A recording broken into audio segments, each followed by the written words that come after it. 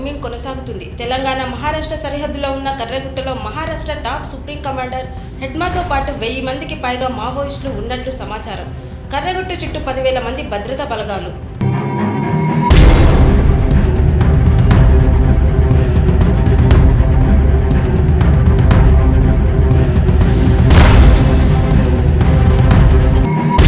తెలంగాణ మహారాష్ట్ర సరిహద్దులో ఉన్న కర్రగుట్టలో Maharashtra top supreme commander హెడ్మాతో పాటు 1000కి పైగా మావోయిస్టులు ఉన్నట్లు సమాచారం.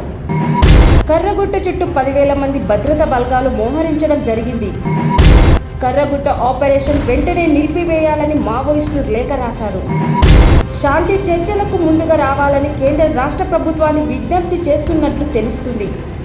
తుపాకులకు తుపాకులు సమాధానం కాదని మావోయిస్టులు బస్ రీఛార్జ్ అభ్యర్థించడం జరిగింది. ఆపరేషన్ కర్రగుట్టపై పౌర హక్కుల సంఘం ఆందోళన వ్యక్తం చేస్తున్నాయి. కానీ కర్రగుట్ట ఆపరేషన్ ముమ్మరంగా కొనసాగుతుంది. కర్రగుట్టలో కమాండర్ హెడ్మా దామోదర్ దేవ్ వికాస్లే ప్రధాన టార్గెట్. ఈ ఆపరేషన్ యొక్క ముఖ్య ఉద్దేశం